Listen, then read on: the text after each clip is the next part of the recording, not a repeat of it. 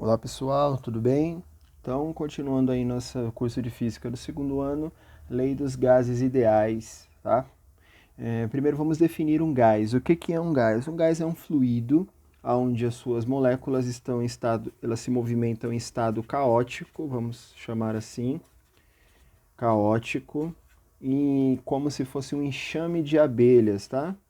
Um enxame de abelhas, uma nuvem de gafanhotos, e aonde a mudança de direção dessas moléculas ocorrem através das eventuais colisões. Por isso, se eu tenho aí um espaço confinado, por exemplo, um corredor, um túnel, eu percebo essa corrente de vento, eu percebo aí uma movimentação maior dos gases, porque eles batem nas paredes desse túnel e vão se deslocando para um local com menos restrição. E quando eu tenho aí um lugar mais amplo, mais aberto, como a sua sala ou o seu quarto, eu não tenho essa movimentação tão intensa das moléculas desse fluido que é o gás, tá?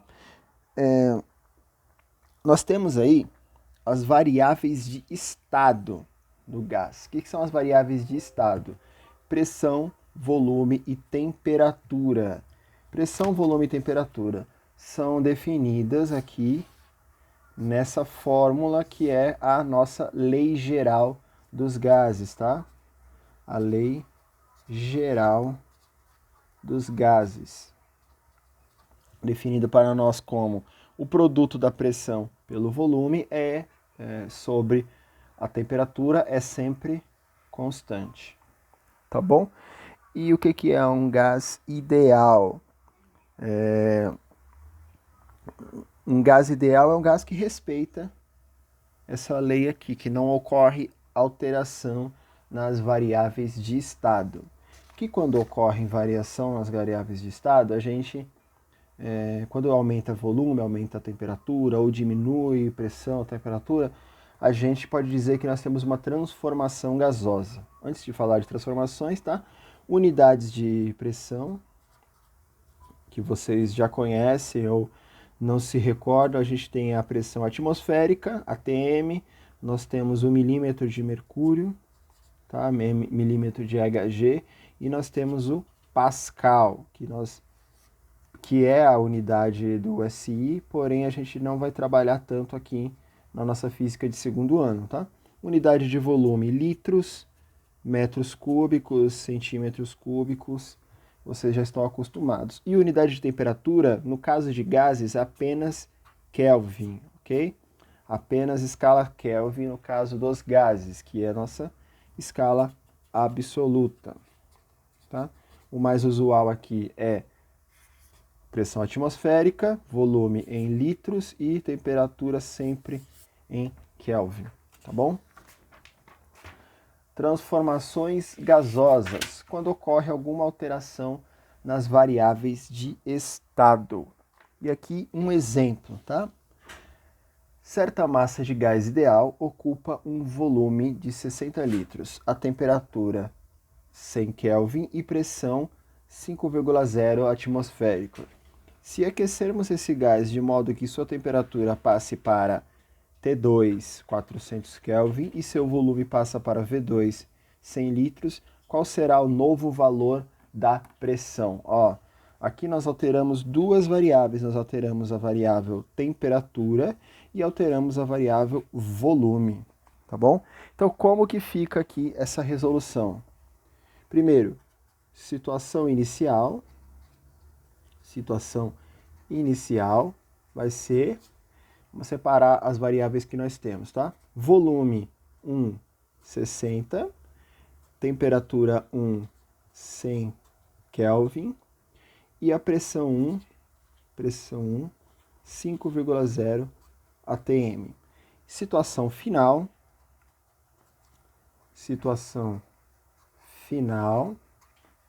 vai ser,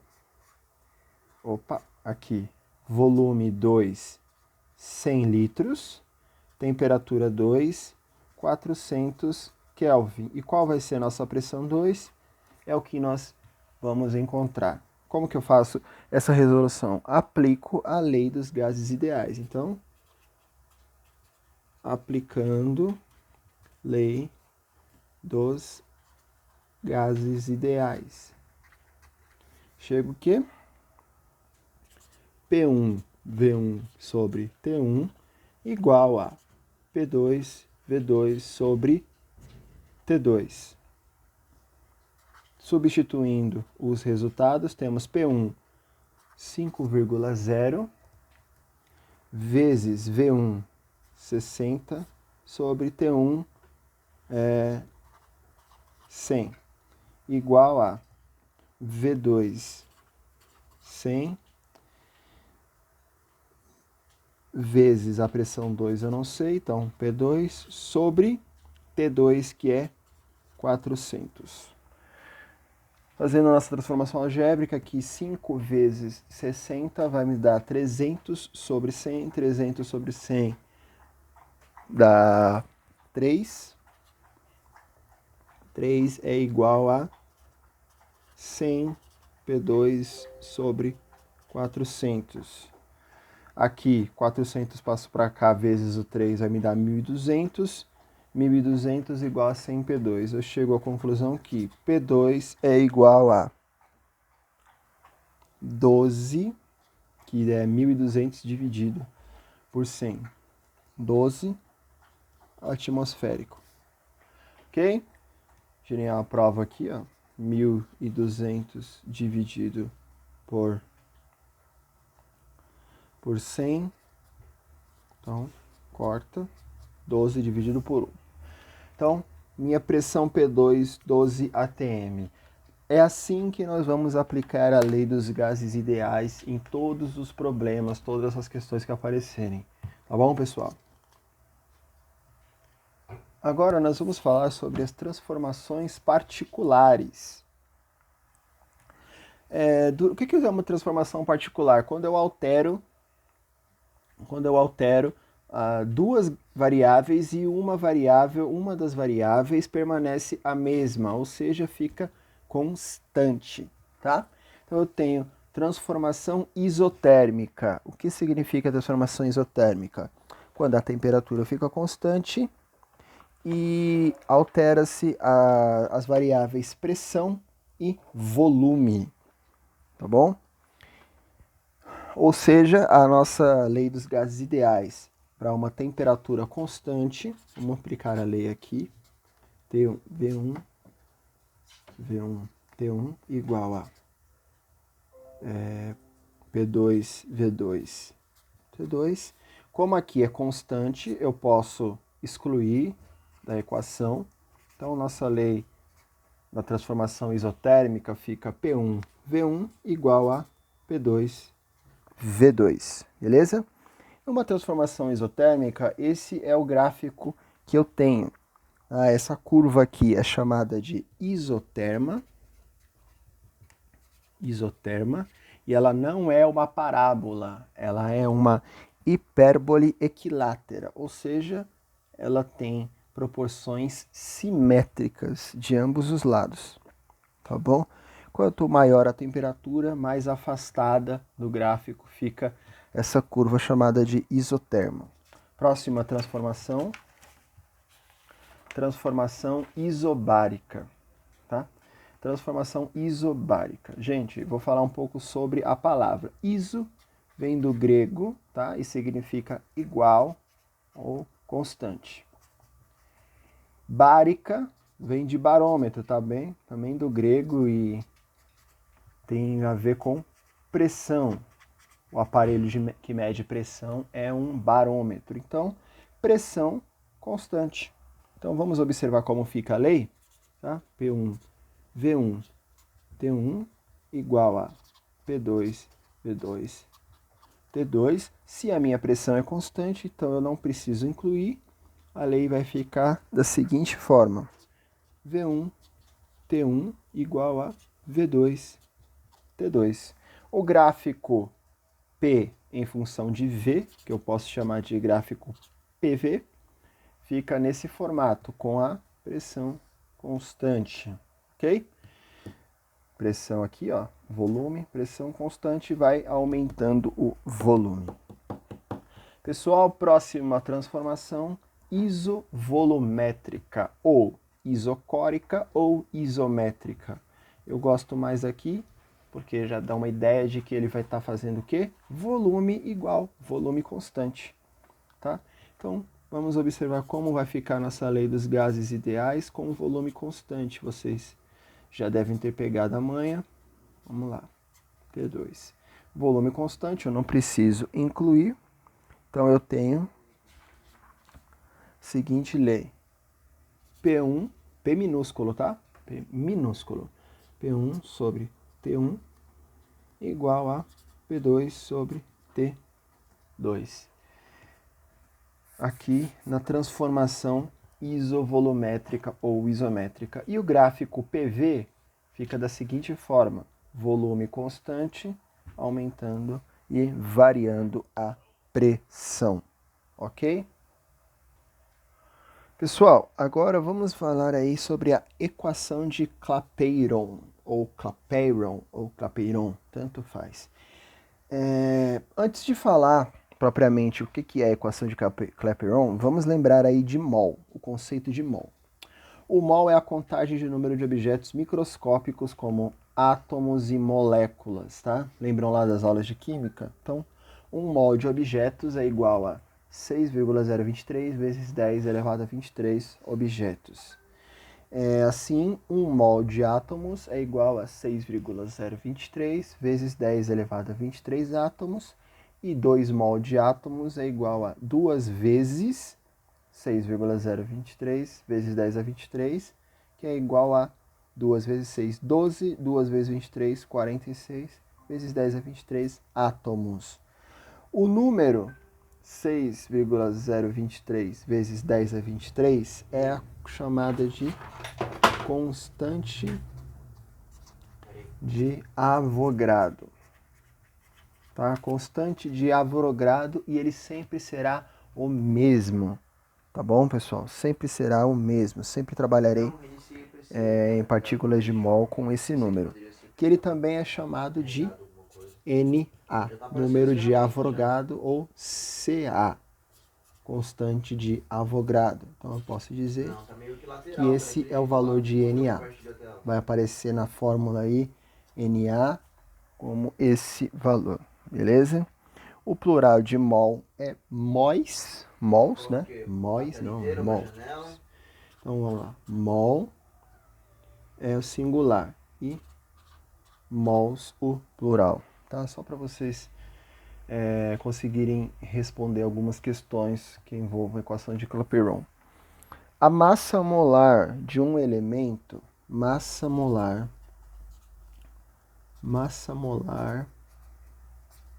M maiúsculo, de um elemento é a massa de 1 mol de átomos desse elemento, tá bom? Então é igual a 1 mol desse elemento. É a massa de 1 mol. E a massa de uma substância é a massa de 1 mol de moléculas dessa substância, tá bom?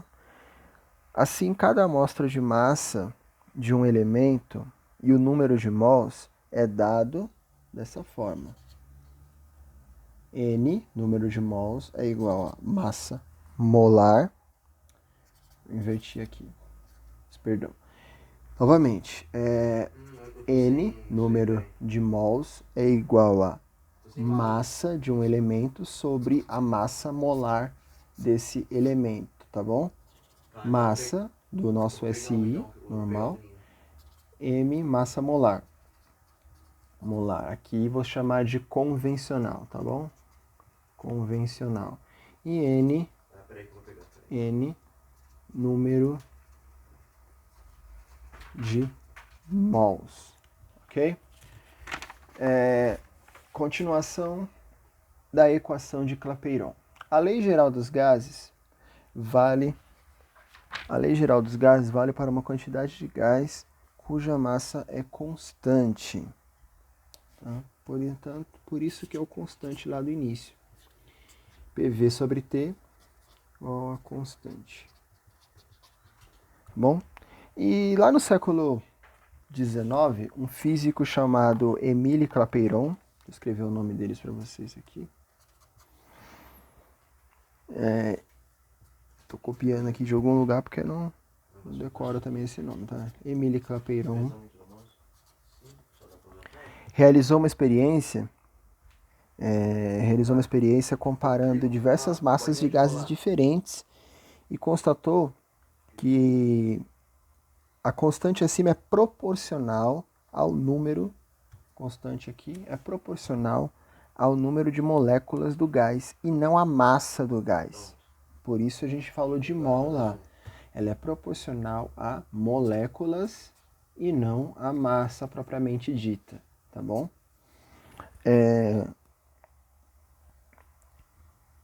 Assim, a nossa equação, a lei dos gases, fica nesse formato. PV sobre T é igual a R vezes número de mols, N. Deixa eu riscar aqui. N. Tá? Ou PV igual a nRT. Tá? Onde N é o número de mol de moléculas. Mol de moléculas.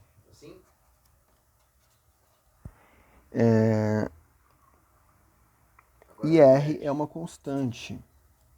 R é uma constante que tem o mesmo valor para todos os gases. Por isso é chamada de constante universal dos gases. Constante universal dos gases ideais. Os gases ideais. Beleza? É a equação de nome, equação de Clapeyron. Que é essa maravilha aqui. Tá? A partir da experiência de Clapeyron, a unidade de R ele deu como sendo...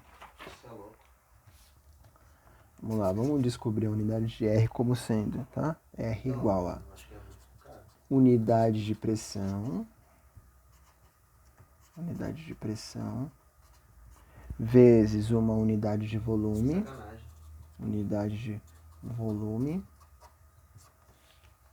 sobre uma mol, né, que é o N, vezes a unidade de temperatura que nós vamos utilizar sempre aqui, Kelvin. Tá? Ou seja, a unidade de R é... Stop shine, né? Não sei. Ele chegou através de experiência que o valor de R igual a 0,82 atmosférico vezes litros sobre mol vezes Kelvin. Tá? Que é a mesma coisa de 8,31 Pascal vezes metros cúbicos, ó, unidade de pressão, unidade de volume, sobre mol vezes Kelvin. Essas aqui não se alteram, essas unidades. Beleza? Nas nossas próximas aulas, nós vamos ver aí que o produto Pascal vezes metros cúbicos é igual a Joule. Portanto, R é aproximadamente 8,31 Joule por mol vezes Kelvin. Mol vezes Kelvin. Que é aproximadamente 2,0 caloria sobre mol vezes Kelvin. Pessoal, então, para finalizar aqui, deixar bem claro para vocês, o R da equação de Clapeyron é igual a 2,0 calorias por mol Kelvin. Vamos falar assim, tá? Mol Kelvin vezes Kelvin. Tá? E a equação de Clapeyron, nós sabemos que é PV sobre T, que é igual a R vezes N. ok? Gente, então, Consegui, agora eu tenho dia 29, né? para finalizar, dizemos que um gás é ideal quando ele está em estado normal e encontra-se nas condições normais de pressão e temperatura. CNPT, condições normais de pressão e temperatura. Quando um gás está nessas condições, a sua pressão vai ser sempre um atmosférico ou 760 miligramas de mercúrio. E eu também deveria ter pedido, E porque, cara, a sua temperatura vai ser sempre 273 Kelvin ou 0 Celsius. A gente não vai usar Celsius nesses casos, beleza? Então, aí, qualquer dúvida, me procurem. Na próxima aula nós entraremos a fundo em termodinâmica, que é o movimento das moléculas de calor. E vou passar a atividade para vocês aí a respeito da equação dos gases ideais. Obrigado e até a próxima.